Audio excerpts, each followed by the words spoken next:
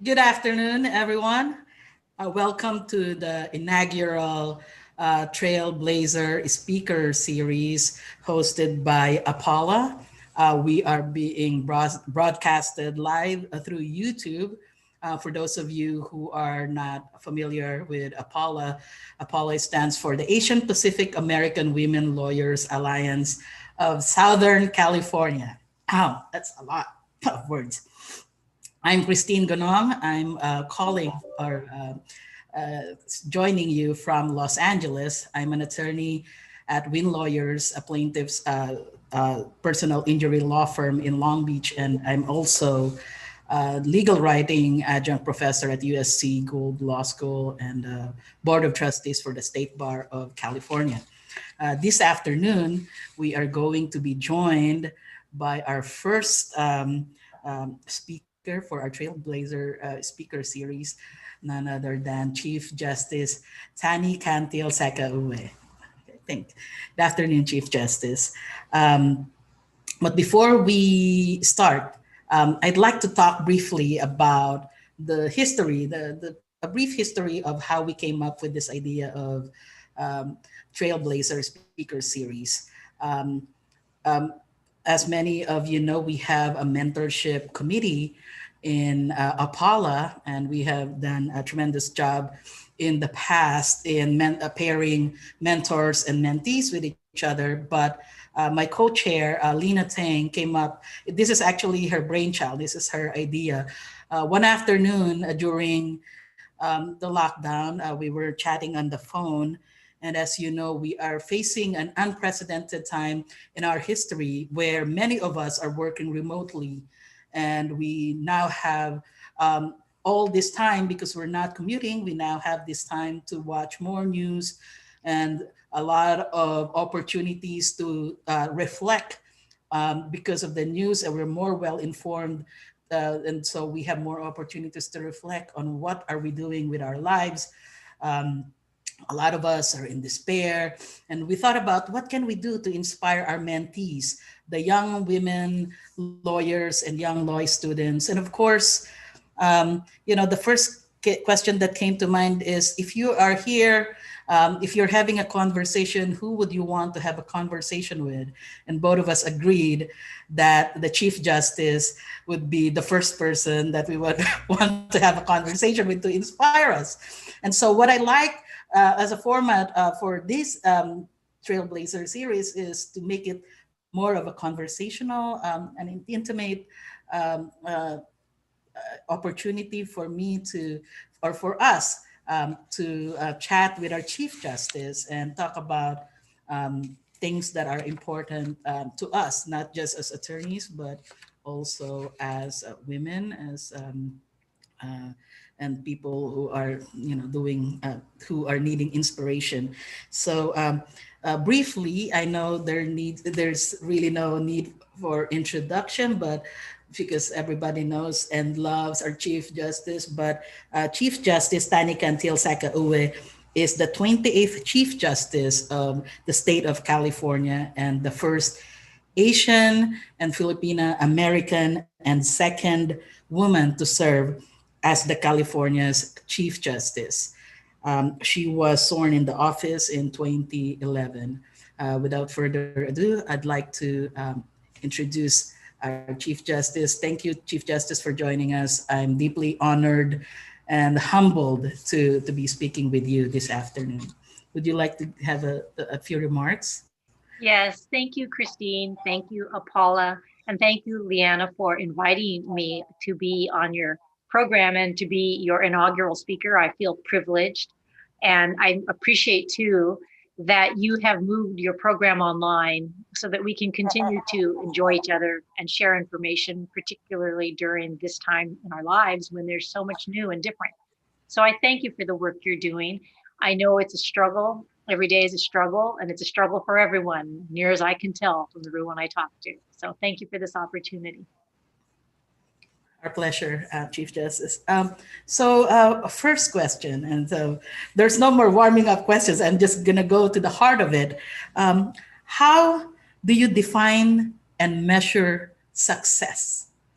a lot of us have been, now that we're doing some soul searching, we're thinking about that. How do you define success and how do you Thank measure? you. Well, and Christine, I completely understand the soul searching, and it goes on at every level that I can tell based on who I'm talking to. And particularly now when we see so many other folks really striving and challenging and how hard it is for people. But I think for success, I don't know that I ever really thought about the word success because I don't. I think like I'm like all of you. I have a task, I have a project, I have some ideas, and I put it into action.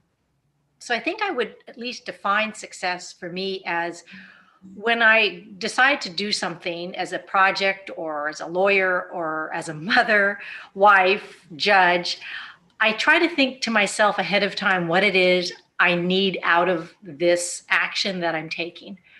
And keeping my sort of eye on the ball of what I need helps me to weather all of the rocks and storms and challenges that are thrown my way, as long as I continue to keep my eye on the goals that I or what I need or the deliverables, however you want to describe why it is you're going into this project and giving of your time and your action. So I, I define success in that way, but I also define it as the process means that it includes people whom I should work with, who I need to learn from, that we need to exchange information, needs to be collaborative.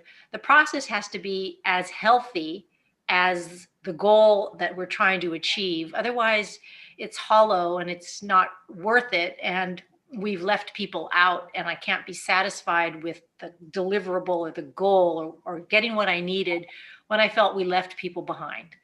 So I think that's how I measure success, or I measure it through goals and attainment of what I need.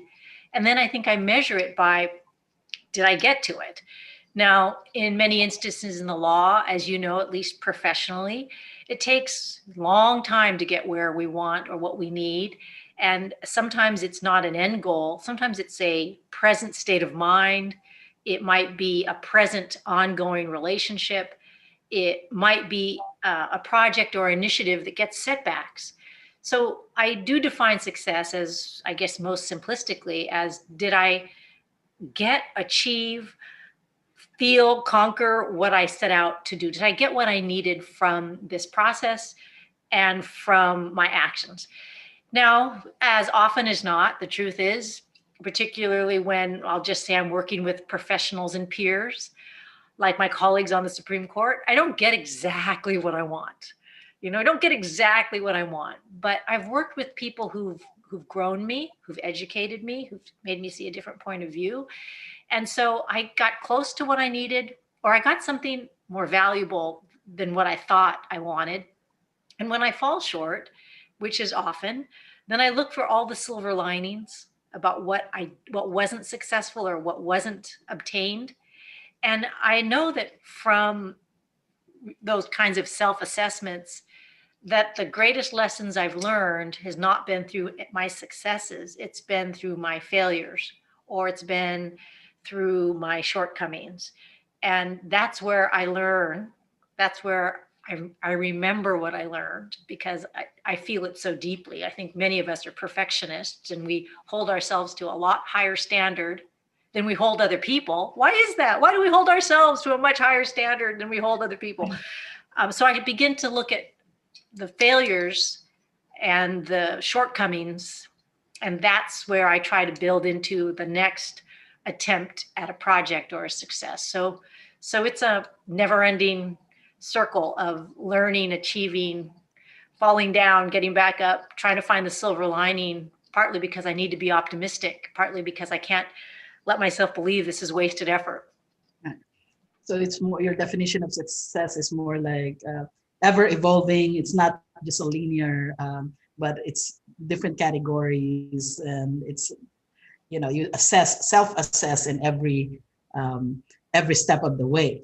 But Chief Justice, I enjoy reading memoirs and autobiographies and things like that. If you are reading your autobiography,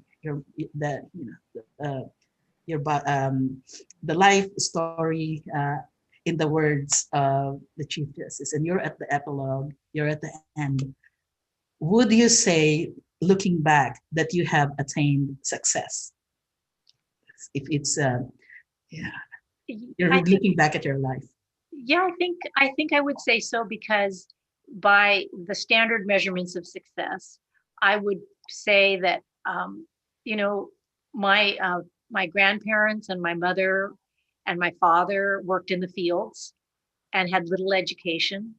Um, and my father was pulled out of school at second grade, and my mother was an itinerant farm worker. So she did graduate from high school, but I would say she graduated from high schools, plural.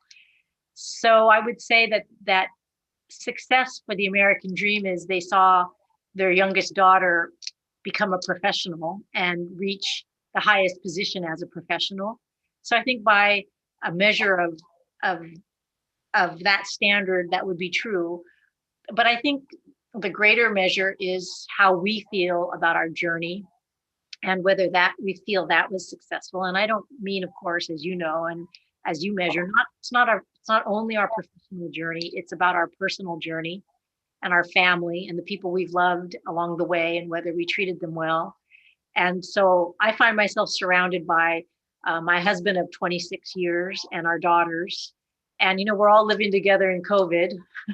Yeah. And I find that we enjoy each other's company. And, you know, we play just the other day around the table, you found four adults playing Old Maid. So which I'm only going to say, I lecture everybody about this is a sexist card game. We used to have a card game called Old Bachelor, Ah, where it had an old fat bachelor picking his nose, and we always played that. But uh-huh. I try to, I like to think that by my personal life, I'm very happy and satisfied with my family, my husband and children. And in that way, I feel that that's a success. But the measure of success is you define it and by your own standards. Ah, that's a wonderful lesson. I hope our listeners, our viewers have heard that. That's a nice definition of success. Thank you so much. Next question is actually a collection of questions that I've gathered from young law students and lawyers. What was the most challenging part of getting to where you are now? And did you have mentors who have helped you to get to where you are? Thank you, Christina. Yes, I think the most challenging was getting started in the practice of law. Coming out of law school, I'm sure, like many of you, I did not know a lawyer. And back in the 80s, there weren't a lot of shows about lawyers, there wasn't an internet. Mhm. And so you found out only by what your friends did and by doing it yourself. And so when I came out of law school in 84 and had passed the bar, I couldn't find a job and I was turned down for jobs.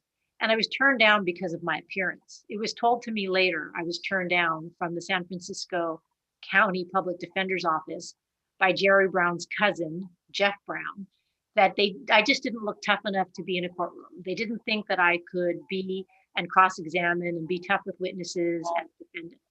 So the hard part was getting a job, getting in the foothold in the practice of law. And then once I did get into the Sacramento County District Attorney's Office as a young Asian petite woman, everybody had a stereotype of me. I was quiet. I was too soft. Shouldn't have the sex cases. I shouldn't have the hard cases.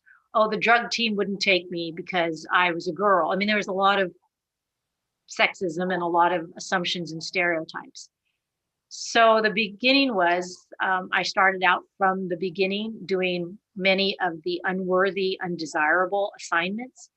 And I did them all the time because my supervisor said, you go to trial more than anyone on the team and more than anyone in the entire DA's office because you just look beatable. So people want to go to trial against you. Well, that might have been true based on appearance, but I became a very seasoned prosecutor, having been in trial so much. And so I also worked on that in a way that I would volunteer for a lot of motions and hearings and briefs so I could build my foundation. But certainly the hardest part was standing in front of juries when I was 23 and 24 in Sacramento County. So very few women, very few minorities as attorneys, as judges, almost none. And standing in front of juries of basically majority white men and trying to get them to focus on my arguments and be credible so that they would convict. And at the same time, keep off my back this badgering defense attorney who's trying to derail me, who's making sexist comments, who's just trying to get in my head because of his client.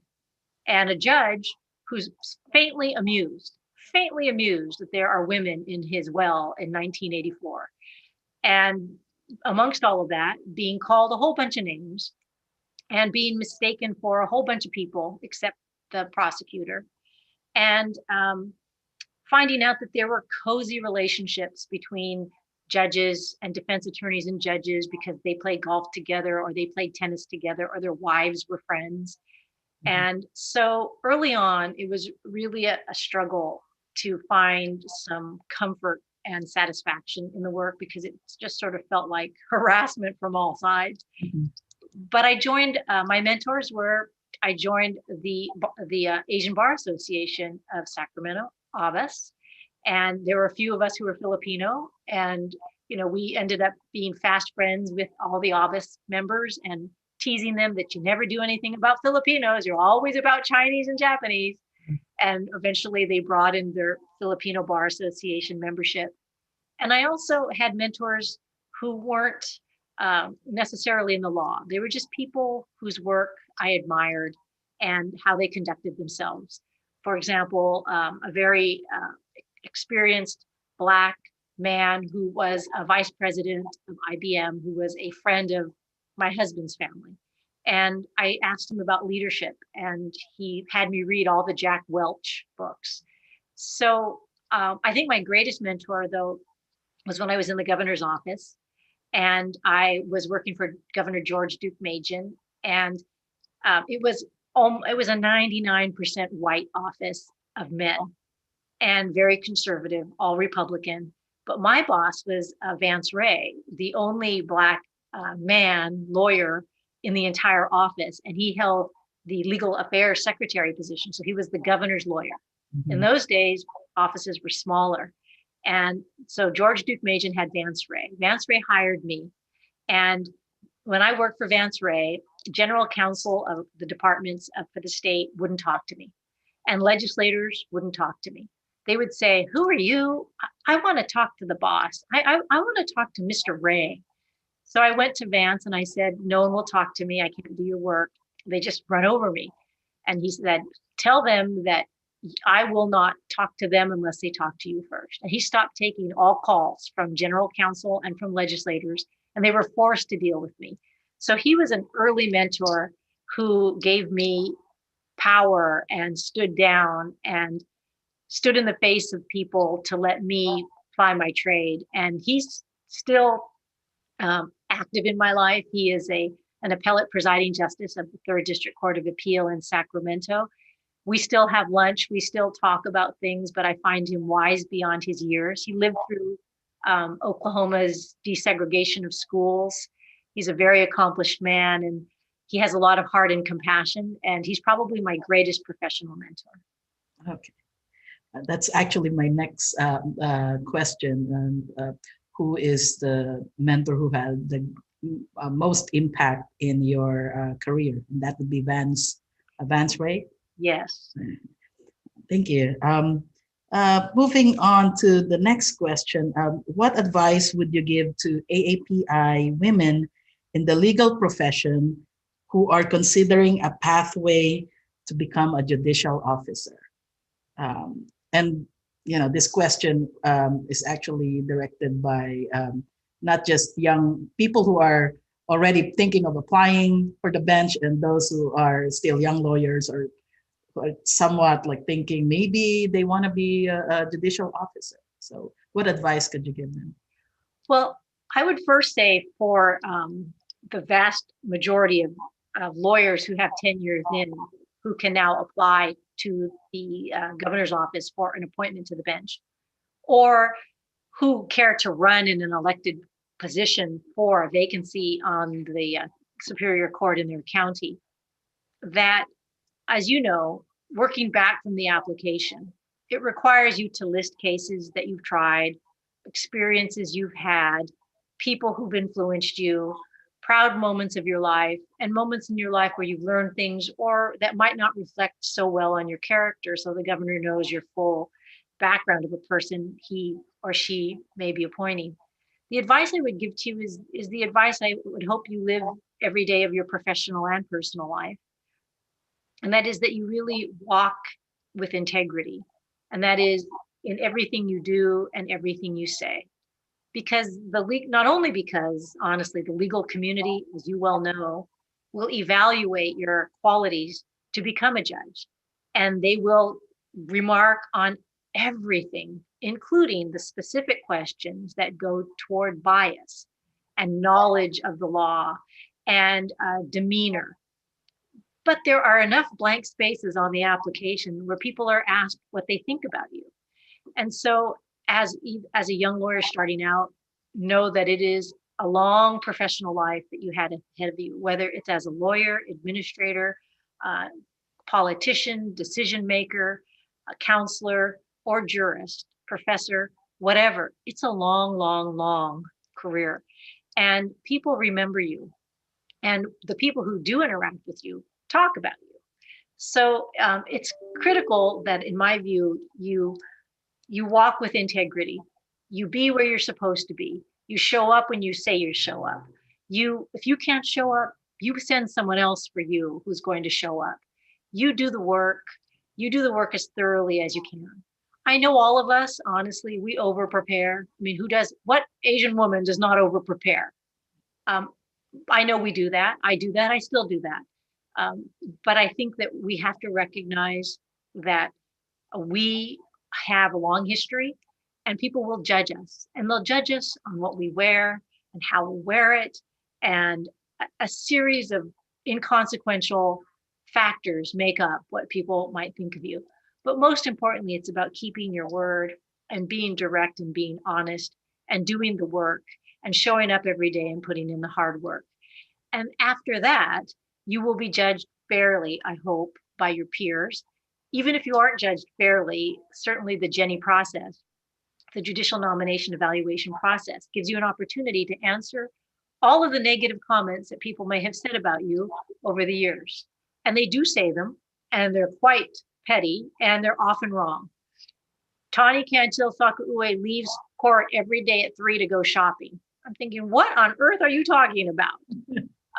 These are the kinds of things that people will say about you. But again, it's about you're walking in integrity. You are walking in integrity and honesty and transparency, and they are not. And don't stoop to their level of behavior, because even if you aren't applying to the bench, you know that you want to live wholly and healthily in this profession. And you can only do that by being true and honest and satisfied with yourself. That said, for me, the fastest way to the bench, honestly, was public sector work. I had worked in a private firm, but I found that I was often in the dark in the library writing. And then whatever I wrote, the partner put his name on and submitted it. I found that I rarely left the office and no one knew who I was. But when I went into public practice and I became a prosecutor, a sink or swim, I was in court every day with 12 jurors and a judge and a defense attorney and everyone else who came in to watch you. And so in the public sector, at least in the prosecutor's office, I was able to carve out my own reputation and my own what I stood for. And as a result, when my name was circulated as a judicial officer, people knew me and they knew my work, or they knew of me, and the judges knew of me. And if you cannot participate in that kind of work because of lots of reasons you can't go into public sector, then do exactly this. Work with APAWLA. Work in your community. Volunteer in your bar associations in the pro bono work that is so desperately needed across the board. Not only does that build your resume, but you make everlasting friends and memories, and you build up leadership skills, and you learn from leaders, you meet other leaders, And it enriches your life to have a career where you feel you are doing exactly what you went to law school for, helping other people who cannot help themselves. And so I commend that to you if you're thinking about the judiciary. The other thing I would say about the judiciary, too, is there's no one way to get here. Absolutely, we have jurists from all varied experiences, and we need them because the judiciary, while you and I originally may have thought it's just a collection of three levels of court, superior, appellate, and supreme, we're actually, I hate to tell you this, we're a business. We are a public business. We have administrators. We build courthouses. We're the only state that has the judiciary build its own courthouses. So I hire engineers. I hire architects. I hire across the board specialists for workers' comp because at the Judicial Council, our policymaking body, we do a lot of admin work for counties that are not resourced enough to hire their own workers' comp administrator. We have, and I guess I'm trying to tell you that the judiciary is so diverse. And when you become a jurist, you will be asked to work on committees that will use the skills that you had as a lawyer in probate or in the city attorney's office, anywhere, to help us make the branch better. And so it's not any one practice, but I will say for me, it was public sector practice. And it also happened, I was in Sacramento, so I worked in the governor's office. There's no better, faster way than through the governor's office to be a judge in California. So thank you for the very thorough answer, Chief Justice. But I'm going to flip that question a little bit. I have a lot of mentees who are not thinking of being a litigator or applying for the bench, and some who are even unsure on what they really want to do with their legal degree, their JD. And so what advice can you give for those who are not necessarily thinking of going to the bench, applying for the bench, but practicing as an attorney in whatever field, and not necessarily litigation, but just other areas? I think that probably, Christine, that's probably the majority, I would think. I mean, all of my friends who are lawyers don't want to go to the bench. And I would say, for those of you, that's absolutely right. The world, the legal profession needs you. I would be the first to say we don't need fewer lawyers. We need more lawyers. If we had more lawyers, we wouldn't see the counties and cities, the districts, the businesses getting into the kind of trouble they get into and causing injury and insult to people. So not pursuing the bench to me means that, just like the bench in some respects, you should follow what interests you. Your law degree is eminently universally flexible and impressive because a law degree has taught you how to think. It's not taught you what to think. And it doesn't tell you, you're not a compendium of information in the sense that whenever you do have an issue, you go back to the books and research what it is today, not what it was you learned in law school. So law school has taught us how to think and how to research and how to be, how to collaborate, I think.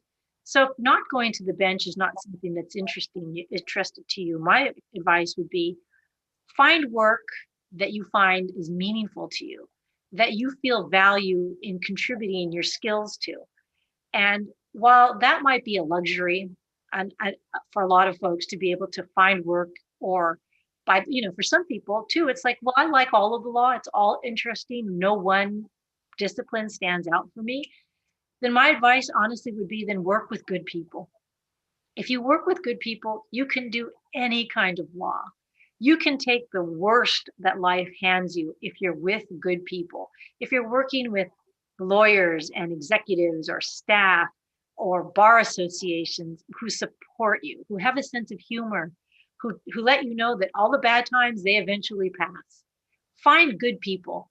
Because even if you're in your dream job professionally, if you're working with people that you don't respect, or people that don't respect you, or people that underestimate you, or people who are untrustworthy or don't walk in integrity, no matter what work you're doing, it will be a terrible experience.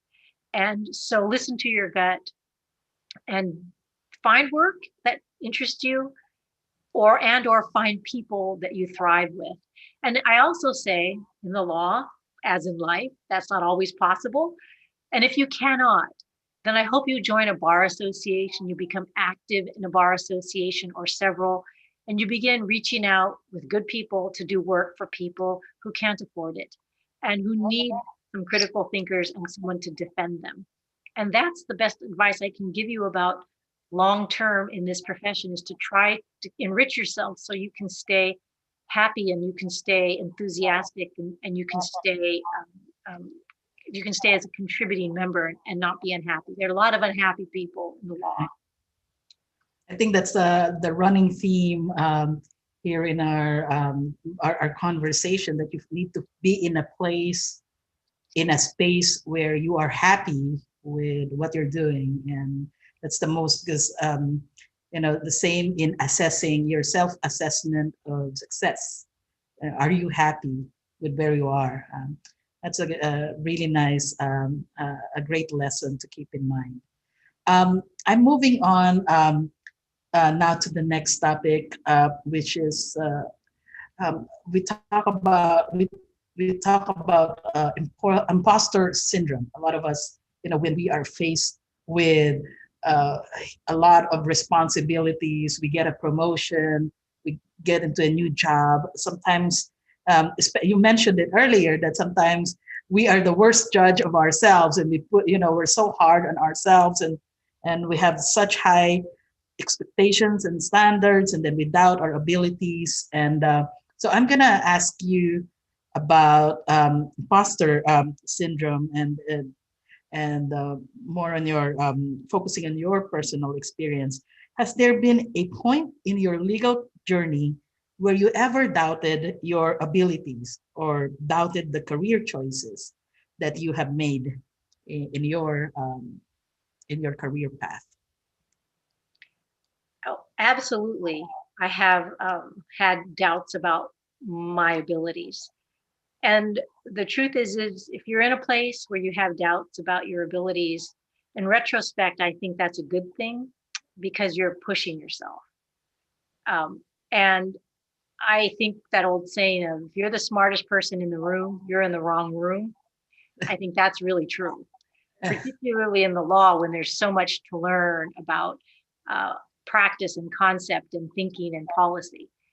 So, yes, even today, I mean, I have doubts about my abilities, particularly in the pandemic, when there is no playbook and unprecedented issues are coming, and I have to make decisions fast and furious for others. And I doubt my abilities because I have no frame of reference.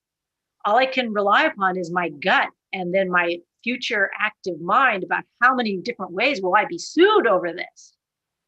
Um, so we all have doubts about our abilities, and I had doubts about my abilities to try a case. And when I first was handed files to go try cases as a young prosecutor, and I had doubts in the governor's office amongst all those men who made me feel like I should have doubts, when I now think like, you should have had doubts. But I will say it's normal. And we all have the imposter syndrome, but honestly, more people should have it, because the higher I get, the more I realize that some people, it doesn't take a genius to be in high places in this state or country. Won't go any further. And I'll just say this, that the imposter syndrome is one of the ways that we go after ourselves, that we torture ourselves. In the same way we torture ourselves over mistakes and errors, that if someone else made it, we'd say, don't worry about it. It's okay. It'll pass. But we will torture. I torture myself over things like that. Mm-hmm. So yes. And the only thing I can say about when you doubt your abilities is, if you're a lawyer or in law school now and you doubt your abilities, then you also have the inner strength and the discipline to shore up what you need to get over those feelings of of incompetency or feelings of weakness.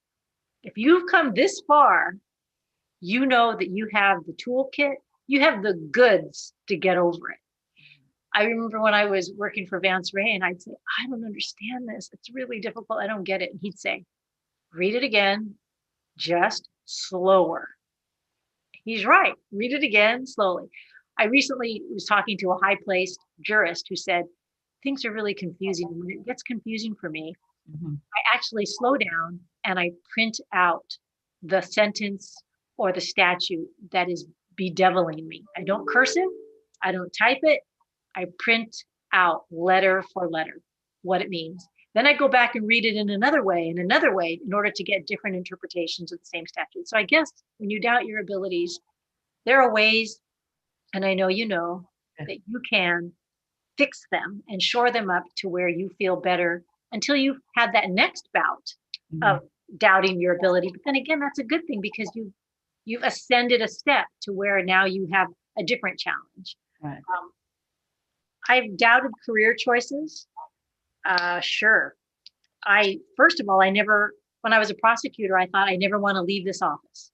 I love these people. I love trial. I like being in the well. At first, I hated it, but now I love it. I'm never leaving. I'm going to be a career prosecutor my whole life. What? There's an offer from the governor's office from that interview I took?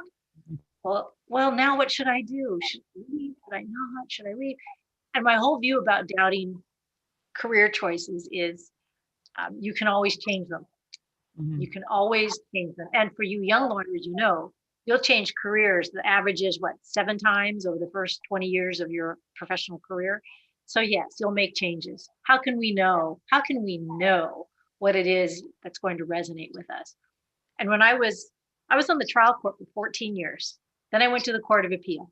And when I got to the Court of Appeal, I went from a crowded courthouse, crowded elevators, jurors, witnesses. Now I went to the Court of Appeal where no one visits the Court of Appeal. There is no public in the Court of Appeal. There's no one in the halls at the Court of Appeal. There's only the justices and staff, the lawyers and staff. The phones don't even ring at the Court of Appeal. I'm here at the Supreme Court. Have you heard my phone ring? Oh no, it's so quiet. Right. So when I made that transition, Christine, I told my husband, I think I made the wrong career choice. I can't be here alone. Eventually you get used to it though. And then you learn to love it. How about in day-to-day, day-to-day routine, like your day-to-day existence as a lawyer, as an attorney? A lot of us get so overwhelmed and then we doubt ourselves and we just want to hide under the desk and not deal with it. And I know you mentioned earlier about, break it down, like what Vance Ray said, like you break it down to small pieces, read it again. Or the other practice that you do is if you don't understand or if you're trying to wrap your hand around a statute, you type it out and like letter by letter, analyze it. But like in day-to-day living, when you're overwhelmed and you feel like you can't do it, do you have like any mantra that you listen to, or any best practices that we could do, just not necessarily in interpreting statutes, but in general when we get overwhelmed with it? Absolutely, I do. First of all, when you're overwhelmed, I don't think you should overlook it. I think you should feel it. I feel overwhelmed. I feel worried. I feel inadequate. And I think you should own it and you should feel it. And then you should give it whatever time it needs, but not too long. And then you should say, and really, if you need a break, you should take it. Because of this, if you're here, you know that you have the drive, you know you have the energy, and you know you have the ambition. If you're here in this profession, so therefore, you know that you will feel a second wind. Wait for the second wind. And then be kind to yourself because no one goes 100%. And don't feel guilty for all the little fun things that you do to cheer yourself up. I get on word puzzles, I play solitaire, I eat these candy, and I do all of these things without any regret, without any apology, because this is what I need and whatever you need. And so then you buck yourself up. And we all have different ways, but I probably will tell you, I buck myself up because I say to myself, my mother was born in a field. She had a life of hardships. She wished she could have a fraction of the education I had or the opportunity. And damn it, this she would kill for. So I am going to stand up and I am going to do this because she didn't get to, and she would have loved to do it. And sometimes to get through really horribly unpleasant things, I tell myself, I'm going to do this and I'm going to do it in the best, classiest way possible. And then it's going to become a really good story. I tell someone about what happened. So I do a lot of that because there's a lot of unpleasant things that come with being chief that you have to tell people. So sometimes it's just going to be a good story a year from now, but right now it's just not good. It's not a good experience now, but in a year from now, it's going to be a good experience to tell. Ah, I love that story. When I'm faced with challenges and adversities, I also think of my mom, who's had to move here when she was already mid 40s and had to uproot Oh, her, yeah, so uproot yeah. the family and migrate her for a better life. So that's a really nice story. Think about those people, our parents who have inspired us, and they would kill to be here. And so we should feel blessed and appreciative of what we have and the privilege of actually being able to practice as attorneys, as jurists, and Mhm. have this meaningful career. Thank you for so much for that. I have one last question. I wish we could stay longer, but this will be my last question, Chief Justice, and we'll wrap it up. But here's the last one. What advice would you give to young lawyers and students who are facing adversities in the legal profession due to their race, gender, or immutable characteristics? Despite the advances that we have had as a society, there's still a lot of that, unfavorable treatment by others in the courtroom and in the practice of law in general, just because of our race, gender, and other immutable characteristics. So, any advice for them? Well, I first of all, I'm sorry that you are feeling that, especially as young lawyers and young students. And I will tell you, it's pervasive in the judiciary. It's pervasive in the criminal and civil justice systems. Partly because I think, well, it's mostly still men, and it's very competitive, and there's a lot of stereotypes and a lot of win at all costs. I'd like to tell you that I think it's largely not personal because how could it be? They don't know you. And so I first say I know it hurts and it's kind of shocking because you don't expect it. But I would say it still happens. It's just that to those of us who are more experienced and around, we just usually deliver the equivalent of a rhetorical punch in the throat for it. You, as a young lawyer or a young student, really can't do that because you have a career ahead of you. So you do have to pick when and where it is that you decide to speak up. But I also say that before you speak up, there are several things to consider. And the first is this is what I tell my daughters who are young women in professions, in practices that are private and government. Do you think you're going to change this person's opinion one way or another by getting into it with them? Because honestly, some people are just not worth it. They're horrible people. They lead horrible lives. They're terribly unhappy, and you should not waste any of your good time on them. Then you have to ask there are others who deserve to be corrected for heinous behavior. And then you have to ask yourself, how is that correction go about?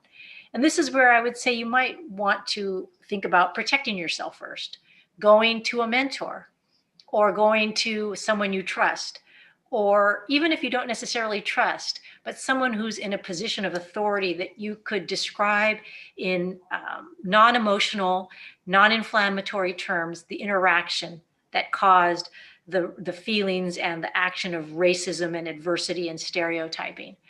And sometimes for some of these people, and I can't make excuses for them, but boy, do they exist, they're just ignorant. And they say hurtful, racist things because they're flippant and inarticulate. And you are better than that. And sadly, there are hundreds, if not thousands, of those people still out there today. So when you're young, you compile those instances. You think of ways to either forget them or overcome them and correct them. But know that if they're saying that to you, this is a horrible person who says it to everyone. So I really don't want you to internalize it, because it's not about you. It's about something else in their stereotypical warped life. And you shouldn't go around trying to educate everybody and teach everybody and right every hurt, because I don't want you to exhaust yourself on that. Right. So go to good people, keep this good company, tell these stories, get it out of your system, laugh about it, stay away from that person, tell on them. That's what I tell my daughters, tell on them.